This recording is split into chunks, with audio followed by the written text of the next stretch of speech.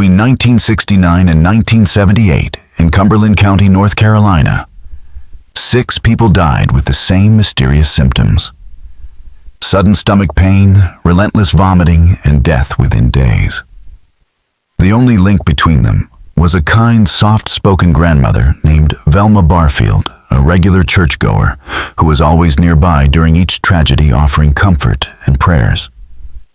Doctors blamed heart failure, gastroenteritis, or misfortune, and in the trusting communities of rural North Carolina, no one suspected Velma, the sweet woman who volunteered at church and cared for the elderly. That changed in 1978 when Stuart Taylor collapsed at a Pentecostal revival. His family demanded an autopsy, and what it revealed would shatter the town's innocence. Velma Barfield had been slipping arsenic-based rat poison into her victims' food and drinks with chilling precision, making her one of America's most deceptive serial killers and the first woman executed by lethal injection in U.S. history. Before we go deeper into the story of how a loving grandmother turned caregiving into calculated murder, be sure to subscribe to Liturgy of Fear and comment with the state you're listening from. Because evil like this hides best where trust runs deepest. In Velma's world, faith and familiarity created the perfect camouflage. Investigators uncovered a pattern so subtle, so ordinary, that it almost went unnoticed. In 1960s and 70s, North Carolina, where community ties were sacred and church was the heartbeat of social life, suspicion rarely reached those who wore the mask of kindness. In small towns like Parkton and Fayetteville, neighbors watched out for one another. Kids played in the streets, and the elderly welcomed help without hesitation. Parkton, with fewer than 500 people, was stitched together by red clay roads, tobacco fields, and a shared belief in honesty and hard work. It was here that Margie Velma Bullard was born on October 29, 1932, in Eastover, South Carolina, and raised near Fayetteville as the second of 9 children. Her family farmed tobacco and cotton under strict Pentecostal Christian values: daily prayers, weekly church, and moral clarity. Their house lacked electricity and indoor plumbing, but this was common in rural communities. Children learned to endure hardship with grace, and Velma, bright and bookish, stood out for her academic promise and helpful nature. She was a standout student in elementary school and a surprising asset to her high school basketball team, clever, fast, and strategic on the court. But her budding independence was cut short when her mother gave birth to twins. Velma was forced to quit the team and care for her growing family. The disappointment was profound. Amid her frustration, she met Thomas Burke, a lanky, soft-spoken boy with an easy smile and a kind heart. Though not conventionally handsome, Thomas treated her with the gentleness she never received from her father. Dating was forbidden by Velma's strict household, so their courtship unfolded in secret whispers between classes, glances across pews. By 17, Velma saw marriage as her only way out. In 1949, she and Thomas eloped quietly, hoping to build the loving home they both had missed growing up. They moved into a modest house in Parkton, a symbol of their shared dream for a peaceful life. For a time, they found happiness building a life rooted in stability and devotion. But in 1965, everything changed. Thomas was in a severe car accident on a rain-slicked country road. Though he returned to work quickly, the aftermath lingered: crippling headaches and chronic dizziness. Over time, the pain became unbearable, and he lost his job. The Burke household, once a haven, began to unravel. Velma, who had finally escaped hardship, now found herself trapped again. But this time, the consequences would be deadly. The family's finances steadily worsened. Like many working-class men of his era who lacked access to proper medical care, Thomas Burke turned to alcohol to dull the chronic pain left by his accident. What started as the occasional drink escalated into full-blown dependency. For Velma, raised in a strict Pentecostal home where alcohol was seen as a grave sin, Her husband's drinking was more than a personal failing. It was a spiritual betrayal that undermined their marriage.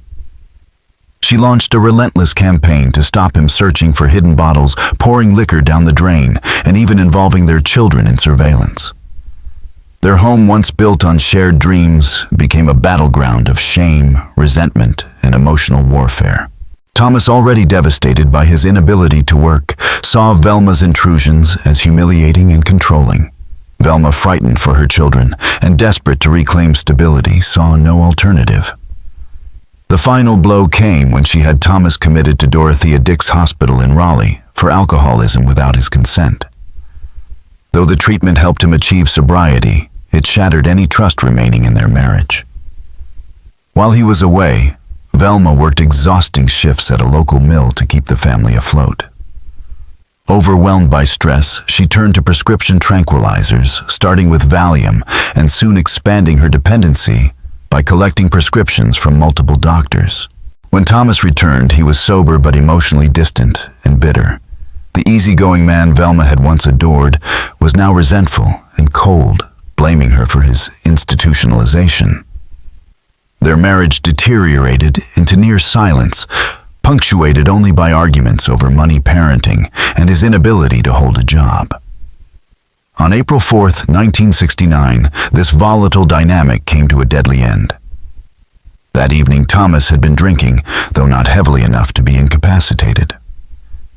Velma made the uncharacteristic choice to leave the house at night, taking both children with her on vague, unnecessary errands. She rarely left after dark, and never with the kids raising questions about her true intentions.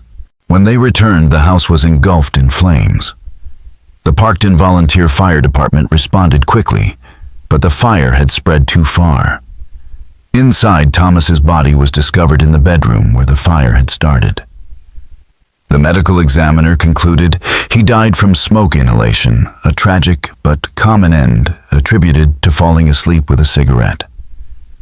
Velma's grief at the scene was dramatic and convincing. She screamed, tried to rush into the burning house, and had to be physically restrained. Neighbors were moved by her anguish and came together to support her and her children. At Thomas's funeral, she played the grieving widow, flawlessly speaking tenderly of his suffering and thanking the community for their compassion.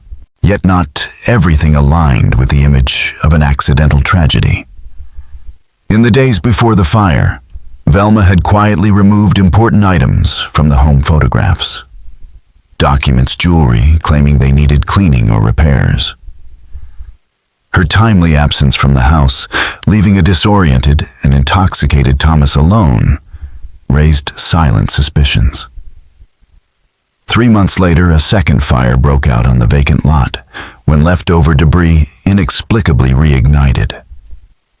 This triggered an insurance investigation, which led to a significant payout. Coupled with Thomas's life insurance and community donations, Velma now had more financial security than ever before. For a woman barely scraping by just months prior, widowhood had brought surprising prosperity. Behind the veil of tragedy, a darker truth emerged. Velma had learned that death, if carefully planned and believably staged, could solve her problems. The role of the grieving wife brought not only sympathy, but money and freedom. And she liked it. In the months following Thomas's death, Velma continued to present herself as a devoted mother and faithful widow. But beneath the surface, she began to reveal a more calculated nature. She quickly attracted Jennings Barfield, a 43-year-old widower with substantial property and a stable income. Well respected in the community, Jennings had successfully raised his own children after losing his wife and was seen as a desirable catch. Their relationship moved quickly, too quickly for some, while rapid remarriage wasn't unheard of. Velma's pursuit of Jennings felt more like strategy than romance, a fact that didn't go unnoticed by those watching closely. Velma strategically inserted herself into Jennings Barfield's life with a calculated mix of charm, devotion, and perceived innocence. She made sure to attend the same social gatherings he did, dropped by his property with thoughtful gifts or offers to help around the house, and quietly embedded herself into his daily routine. Jennings, a widower known for his integrity and community standing, was drawn to Velma's attentiveness, homemaking skills, and apparent religious conviction. Her consistent church attendance and volunteer work painted a picture of a woman whose moral compass aligned perfectly with his own. Their marriage in August 1970, just 16 months after Thomas Burke's death, was modest but well attended, with both sets of children witnessing the union. To the community, the match made sense, a practical arrangement that would benefit both families and restore some normalcy to Velma's life. In the beginning, Velma played the role of a model wife with flawless devotion. She managed the household, meticulously anticipated Jennings's needs, and even took an active interest in his business affairs, assisting with paperwork and bookkeeping. But the calm exterior concealed deepening troubles. Velma's addiction to prescription drugs, which began in the wake of Thomas's decline, only worsened. She was juggling multiple medications, tranquilizers, painkillers, sleeping pills, all obtained through different doctors across neighboring counties to avoid detection. The cost of this pharmaceutical lifestyle quickly spiraled beyond her means, pushing her into dangerous territory. To fund her dependency, Velma began embezzling from Jennings. She forged checks, manipulated account balances, and used her access to his financial records to orchestrate a scheme so subtle that Jennings, who trusted her, implicitly didn't notice at first. She stayed just under the thresholds that would trigger suspicion, spacing out withdrawals and forging his signature with practiced precision. When he eventually raised questions, Velma deflected with emotionally charged excuses. Medical emergencies, expenses for the children, often delivered through tears. For a time it worked. But in early 1971, Jennings's longtime banker Harold Mitchell noticed irregularities in the account activity that didn't fit Jennings's usual spending habits. After discreet conversations, Jennings confronted Velma. The argument was explosive. Jennings was not the vulnerable man Thomas had been. He was firm, angry, and unafraid to take legal action. He threatened divorce, promised to involve authorities, and began consulting an attorney. To Velma, this was an existential threat. Exposure meant criminal charges, public humiliation, and the end of her financial security. But she had learned from experience a permanent solution would ensure silence and preserve her gains. On March 22, 1971, Jennings fell violently ill after dinner. The pain struck suddenly, sharp stomach cramps, waves of nausea, and intense vomiting. Velma played the worried wife to perfection, calling the family doctor and taking Jennings to the hospital when his symptoms worsened. Tests showed elevated white blood cell counts, suggesting infection, but no clear cause. By the early hours of March 23rd, Jennings was in full cardiovascular collapse. At 3:17 a.m., he was pronounced dead. Doctors attributed it to acute heart failure, likely triggered by a severe gastric illness. Velma's grief appeared authentic. She required sedation and leaned heavily on family for support. The funeral was well attended. No one questioned the widow who had now lost 2 husbands in less than 2 years.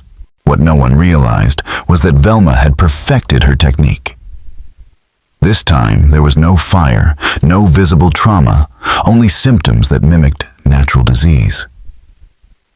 She had used arsenic-based rat poison to induce a believable sequence of events, and she had timed it perfectly.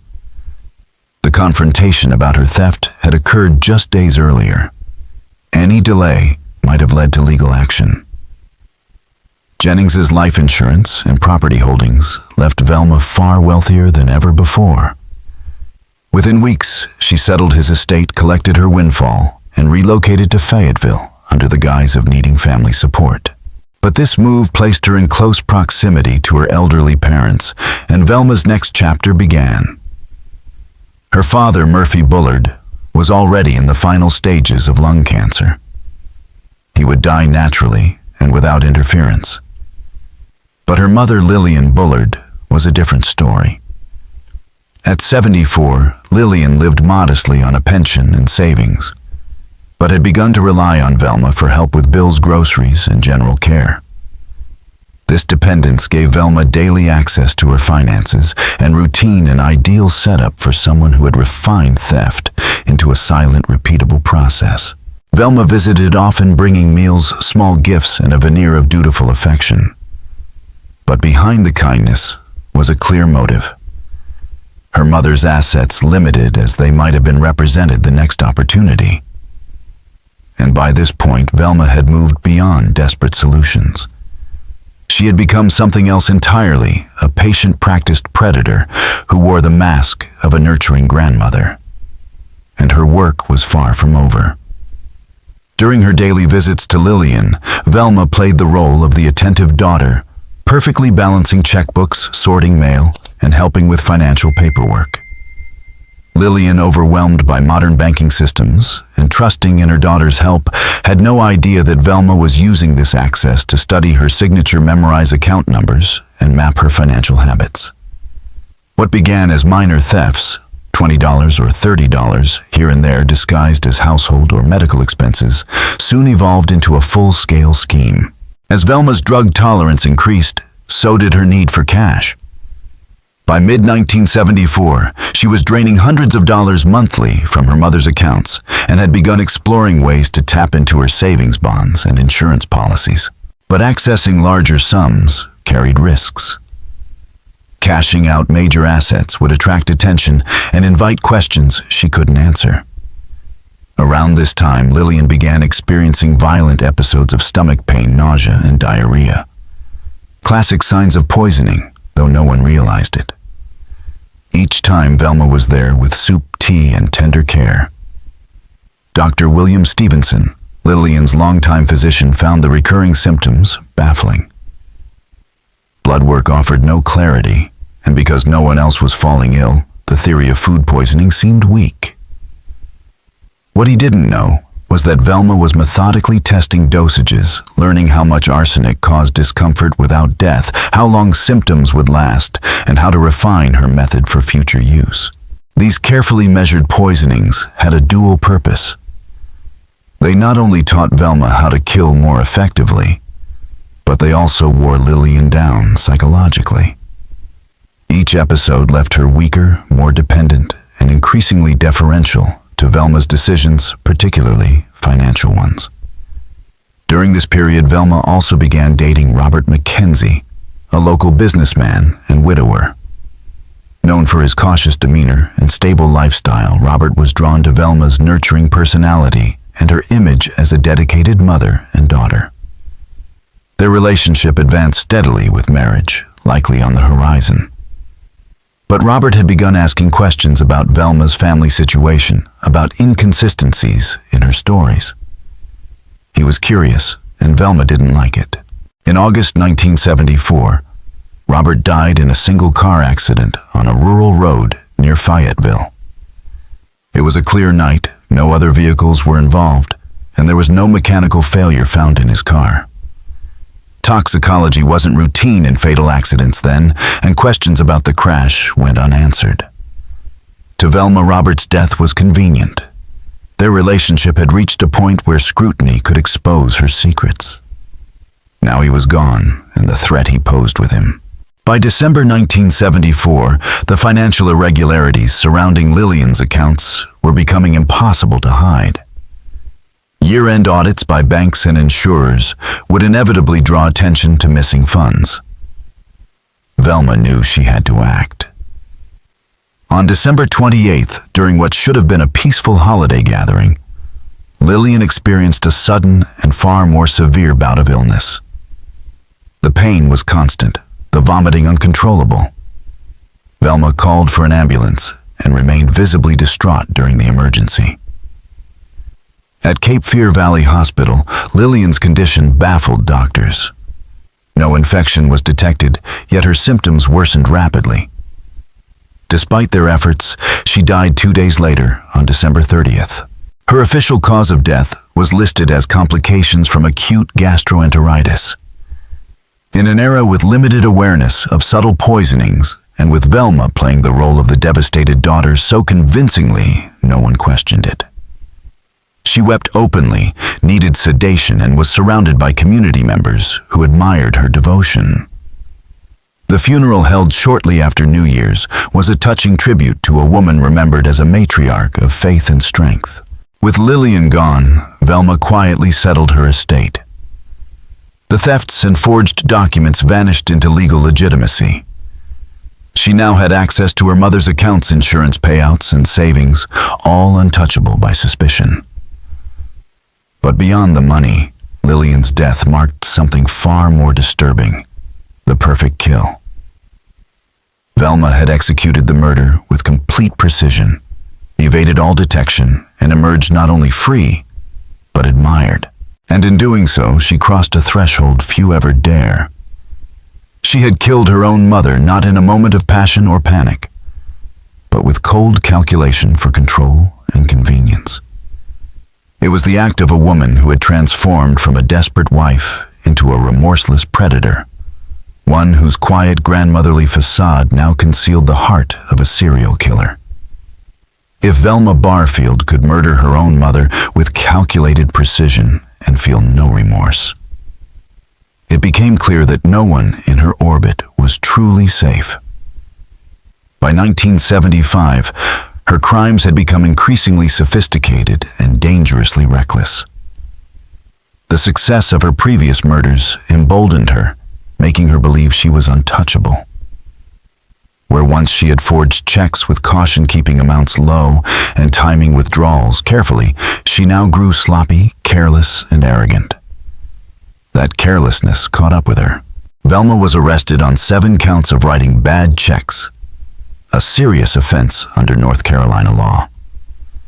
Investigators uncovered a trail of financial fraud, stretching across multiple counties, affecting small businesses and individuals alike. People who had trusted her, often on the strength of her reputation as a pious, church-going widow. The trial marked a turning point. For the first time since her descent into criminality, Velma faced real consequences. The judge, citing the deliberate and widespread nature of her fraud, sentenced her to 6 months in prison, a punishment that stunned the local community. Prison, however, did not rehabilitate her. It became an education. Surrounded by other women convicted of white-collar crimes, Velma learned more advanced techniques in forgery, identity theft, and manipulation. Instead of deterring her, the experience reinforced her belief that she was smarter than the system. After all, she had committed multiple murders without arousing suspicion. Even when she was caught for financial crimes, she had only served a fraction of her sentence, released after just 3 months. To Velma, the lesson was clear. Money theft brought risk. Murder was safer. Dead people didn't talk, didn't testify, and didn't expose her lies. Freed and emboldened, Velma emerged from prison with a new strategy and renewed focus. She had learned how vulnerable the elderly were, especially those without close family. By 1976, she was actively seeking new opportunities to blend her caregiving skills with her deadly intent. That opportunity arrived when she was hired as a live-in home health aide for Montgomery and Dolly Edwards in Lumberton, North Carolina. Montgomery, 94, and Dolly, 84, were the perfect targets, wealthy enough to have significant resources, isolated enough to be easily manipulated, and aging enough that their deaths would never raise eyebrows. Velma's references were impeccable. She had built a reputation through various churches as a woman who, through hardship, had turned to caregiving out of Christian compassion. She requested Wednesdays and Sundays off to attend services, reinforcing her image as a woman of devout faith. The Edwardses welcomed Velma with open arms. They gave her access to their home, their cars, and their financial records. She quickly became indispensable, managing medications, cooking meals, and helping with bills. What they didn't realize was that Velma had already begun her familiar cycle. She studied their signatures, memorized account numbers, and identified the rhythms of their banking activity. Within weeks, she was forging checks and draining their accounts under the guise of household purchases. Montgomery's age and mental decline made him a poor financial watchdog, and Dolly, who had never handled money matters, remained blissfully unaware. For months, Velma profited off this arrangement. She received a caregiver's salary while pocketing thousands more through theft. The Edwardses remained trusting and grateful, believing their quiet church-going aid was a blessing in their final years. Montgomery died on January 29, 1977. His passing was expected and peaceful, attributed to natural causes given his advanced age and frailty. Velma needed no intervention this time, only patience. The family, touched by her care, asked her to stay on and continue assisting Dolly through her grief. Just weeks later, on March 1, 1977, Dolly began exhibiting the familiar signs of Velma's previous victims. What began as mild cramping and nausea soon escalated into uncontrollable vomiting and severe gastrointestinal distress. Velma, always close by, provided tender care, made soft meals, and played the role of devoted nurse. But behind her concern was cold calculation. Velma knew exactly what she was doing, and Dolly, trusting, elderly, and alone, was her next silent victim. Velma Barfield had perfected a chilling pattern: ingratiate herself with the vulnerable, gain access to their finances, and eliminate anyone who grew suspicious, all under the guise of devout caregiving. Dolly Edwards, like the victims before her, was slowly poisoned as Velma prepared comforting teas and soups laced with arsenic. Even as Dolly suffered in agony, Velma remained at her side, whispering prayers and playing the part of the compassionate nurse. When Dolly died on March 1, 1977, no one questioned the cause. The family was too grateful for Velma's seemingly selfless care to suspect the truth that she had murdered Dolly to stop her from uncovering months of theft. Soon after, Velma moved on to another elderly couple, John Henry and Record Lee. Referred by the grateful Edwards family, Velma was once again welcomed with open arms. She provided essential daily care to Record, who had recently broken her leg, and gradually gained the trust of John Henry, a retired farmer who handled the household finances. Though more alert than previous victims, John Henry still allowed Velma access to bills and banking, under the impression she was merely helping out. But Velma was already stealing this time, more cautiously timing her forgeries around moments when John Henry was distracted or confused. When John Henry began asking uncomfortable questions about missing money, Velma acted swiftly. On June 4, 1977, he suddenly fell ill with violent stomach and chest pains. Velma stayed by his side, administering poison teas and playing the dutiful caregiver.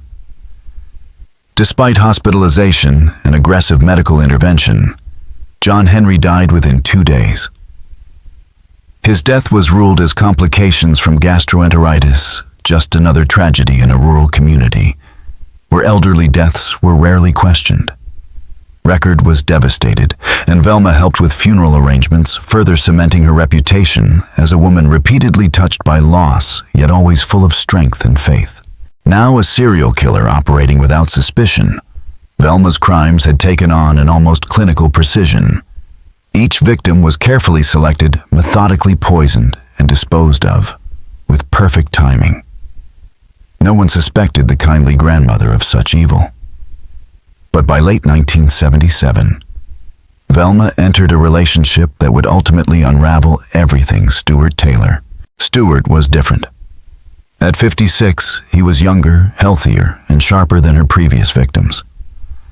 A widowed tobacco farmer, Stuart wasn't particularly wealthy, but he provided Velma with something she now craved: stability and social cover. Their relationship, rooted in companionship more than profit, gave Velma the appearance of normalcy at a time when multiple deaths surrounded her. To Stuart, Velma was nurturing, responsible, and devout, everything he wanted in a partner. She managed his home, cooked his meals, and brought a sense of peace into his life after his wife's death. But behind this facade, Velma's drug addiction raged on. The cost of her habit demanded cash, and Stewart's bank accounts became her new source. This time, she was more careful, memorizing account details, studying his signature, and forging checks just under the radar of bank scrutiny. Stewart, trusting and distracted, didn't notice at first. When he finally raised questions, Velma deflected with practiced tears and vague explanations. It wasn't until January 1978 that Stewart's banker, Harold Patterson, noticed unusual activity in his accounts. A longtime friend, Patterson casually asked about several large withdrawals during a chance encounter. Stewart, blindsided, realized something was very wrong. He confronted Velma with bank records, and the argument that followed was explosive. Stewart accused her of betrayal and warned he would go to the police. In a moment of frustration, he shook her briefly, but it crossed a line that Velma interpreted as a threat. And to Velma, threats were handled with finality. Despite the confrontation, they attended a Pentecostal revival that evening, where famed preacher Rex Humbard was speaking. Stewart, perhaps hoping to repair their fractured relationship, agreed to accompany her. But Velma had already made her decision. For her church offered more than spiritual comfort, it offered the perfect cover. Surrounded by song, prayer, and the appearance of reconciliation, Velma prepared to strike again. What followed would lead to her final downfall. But up to that moment, Velma Barfield had already become one of the most dangerous serial killers in American history, hidden in plain sight, her crimes cloaked in kindness, faith, and a grandmother's smile. On the evening of the revival meeting, Velma Barfield and Stewart Taylor arrived dressed in their Sunday best, presenting a facade of unity that masked the turmoil beneath. Attendees later remarked that they seemed somber, but in a setting filled with solemn preaching and gospel music, no one thought much of it. As the service began, Stewart suddenly fell ill. What started as a slight queasiness quickly intensified into stomach cramps and violent nausea. He left his seat visibly pale and sweating, retreating to the restroom. Velma followed closely, her concern appearing heartfelt to those nearby. She offered to take him home, gently ushering him out while assuring others that she would take care of him. During the drive, Stewart's pain became unbearable. Doubled over in the passenger seat, he struggled to breathe and speak. At home, Velma resumed her familiar role, caring nurse and loving companion. She brewed teas and prepared broths, staying by his side through every violent bout of vomiting. His symptoms followed a chillingly familiar pattern: abdominal agony, dehydration, escalating cardiovascular strain. For 3 days, Velma monitored his condition, presenting herself as a woman doing everything possible to nurse her partner back to health. But nothing helped. Finally, when his condition became critical, she brought Stewart to Cape Fear Valley Hospital. Doctors noted severe dehydration and signs of organ failure. The working diagnosis was acute gastroenteritis, possibly food poisoning. Yet despite IV fluids and medication, Stewart declined rapidly. On February 3, 1978, he died with Velma at his bedside, holding his hand and whispering prayers exactly as she had done with previous victims. But this time, something was different. Stewart's age and health made his death harder to explain. He wasn't frail, and he hadn't been sick. More importantly, Stewart had recently discovered Velma's forgery and confronted her. His family knew this and found the timing of his death deeply suspicious. Unlike previous victims, they refused to accept the hospital's initial diagnosis and demanded a full autopsy, including toxicology screening. The tide turned when Velma's own sister, tormented by a growing sense of dread and guilt, contacted the police. In a tearful confession, she told investigators she believed Velma had poisoned Stewart and perhaps others. Her statement broke open the investigation. When the autopsy revealed lethal levels of arsenic in Stewart's system, the case against Velma finally had its smoking gun. On March 28, 1978, Velma Barfield was arrested. News of her capture rippled through Cumberland and Robeson counties like a thunderclap. For nearly a decade, she had been seen as a figure of tragedy, an unfortunate widow and devoted caregiver. Now she was exposed as one of America's most cunning and methodical serial killers. In custody, Velma initially maintained her composure. But under pressure from State Bureau of Investigation detectives and faced with the toxicology results, she broke. Her confessions came not with tears, but with cold clinical detail. She admitted to poisoning Stuart Taylor, her mother Lillian Bullard, Dolly Edwards, and John Henry Lee. She outlined how she had tested dosages, studied symptoms, and timed her administrations for maximum control. Her statements were eerie in their matter-of-fact delivery, more chilling than rage or remorse. Velma claimed she never intended to kill anyone, insisting her goal had been to make them sick so she could buy time to replace the money she had stolen. Investigators were unconvinced. The deaths had been too deliberate, the methods too precise. Every poisoning followed the same trajectory: financial exploitation followed by a sudden illness, then death. These weren't accidents, they were calculated removals of potential threats. The investigation widened. Authorities exhumed bodies of other suspected victims, including Velma's second husband, Jennings Barfield. His remains tested positive for arsenic, confirming suspicions about his 1971 death. Still, Velma denied involvement, just as she refused to admit to murdering Thomas Burke in the 1969 house fire. Even as her crimes stacked up, she clung to a version of herself as a misguided woman, not a killer. The case stunned the nation. The image of a sweet-faced grandmother methodically poisoning people shattered public assumptions about what evil looked like. Velma Barfield had weaponized trust, compassion, and domestic virtue. She didn't murder for pleasure, she killed to protect her secrets, eliminate exposure, and maintain control. Her trial would become one of the most sensational in North Carolina history. But by the time she was formally charged, one thing was already certain: the era of quiet, unnoticed deaths was over. Velma Barfield had left behind a trail of poisoned teacups, forged checks, and grieving families. But her reign as an invisible killer was finally at its end. News outlets across the country struggled to reconcile two images of Velma Barfield, the sweet-faced, church-going grandmother in family photos, and the calculating serial killer described in chilling detail by investigators. Her trial, moved to Bladen County due to widespread pre-trial publicity, began on November 27, 1978, under the gavel of Judge Henry A. McKinnon, one of North Carolina's most seasoned judges. District Attorney Joe Freeman Britt, known for his relentless courtroom style, led the prosecution. His case was methodical, mapping a trail of theft, deception, and poisoning from the 1969 death of Thomas Burke to the 1978 murder of Stuart Taylor. Britt laid bare Velma's pattern: gain trust, gain access to financial records, steal, and poison.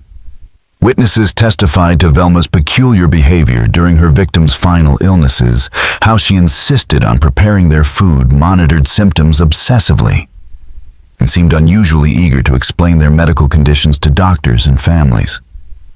The evidence was damning, especially when coupled with her own confessions and forged financial documents. Her defense attorneys, Robert Jacobson and Richard Burr, faced a near impossible challenge. They leaned on Velma's long-term prescription drug use, claiming her judgment had been clouded by addiction. They introduced testimony about her traumatic upbringing and alleged abuse, attempting to humanize her. Psychiatrist Dr. Dorothy Otnow Lewis presented a controversial claim. Velma suffered from dissociative identity disorder and had committed the murders while under the control of an alternate personality named Billy. Judge McKinnon dismissed this defense with biting clarity, stating, "One of them did it. I don't care which one." The jury took less than an hour to return a guilty verdict for the first-degree murder of Stuart Taylor. During the sentencing phase, the prosecution emphasized aggravating factors. The murder was committed for financial gain, to obstruct justice, and was especially cruel. The defense pleaded for mercy, highlighting Velma's addiction and her roles as a mother and grandmother. But the jury remained unmoved. They recommended death, and on December 2, 1978, Velma Barfield was sentenced to die in North Carolina's gas chamber, making her one of the very few women on death row at the time. The next 6 years were consumed by appeals, claims of ineffective counsel misconduct, and constitutional violations. But as the legal battles unfolded, Velma underwent a dramatic transformation behind prison walls. She embraced religion, led Bible studies for fellow inmates, and became a figure of spiritual guidance within the prison. Her apparent conversion drew support from major evangelical leaders, including Billy and Ruth Graham, who pleaded for clemency. Letters poured in from across the country, urging Governor Jim Hunt to spare her life. Yet the families of her victims remained steadfast. They viewed her conversion as a last-ditch attempt to escape justice. Governor Hunt agreed. He denied clemency, stating that her calculated actions, especially against the sick and elderly, warranted the ultimate penalty. In a final act of agency, Velma instructed her lawyers to withdraw her pending Supreme Court appeal, saying she wanted to die with dignity. In the early morning hours of November 2, 1984, Velma Barfield became the first woman executed by lethal injection in U.S. history. She was also the first woman executed in the country since 1962, and the first in North Carolina since 1944. Her final words expressed sorrow for the pain she had caused and gratitude for those who had supported her. Her last meal, cheese doodles and a Coca-Cola, felt strangely childlike, a bizarre final note to a life marked by deception, manipulation, and murder. Velma was buried in a quiet North Carolina cemetery near her first husband, Thomas Burke, the man whose death had ignited her deadly pattern and revealed to her that murder could solve problems and even bring sympathy. Her case forced a reckoning across the criminal justice and medical communities. Velma Barfield showed the world how vulnerable the elderly truly were, and how easily society's blind trust in caregivers could be manipulated. Her crimes exposed critical gaps, uncoordinated medical reporting, the lack of routine toxicology in elderly deaths, and the assumption that old age alone explained sudden illness. Authorities later admitted that Velma's known victims, 6 in total, might only be the beginning. Some bodies had already been cremated or buried long before any suspicion arose, and without physical evidence, definitive answers were lost. Velma Barfield's story remains one of the most disturbing in American true crime history, not just for the murders, but for how effectively she masked evil behind sweetness, faith, and maternal warmth. It's a chilling reminder that the most dangerous people can be those we instinctively trust. The neighbor who brings casseroles, the volunteer who prays with the sick, the grandmother with a gentle voice and a deadly secret. What do you think? Were all of Velma Barfield's crimes ever truly uncovered? Or do you believe more victims remain hidden? Leave your thoughts in the comments. If you found this story compelling, don't forget to like, subscribe, and hit the notification bell. We have more stories ahead that expose the darkness lurking beneath the surface of everyday life. Until next time, stay curious and stay safe. Thank you all very much for watching my video until the end. I sincerely appreciate it, and I look forward to seeing you in the next video.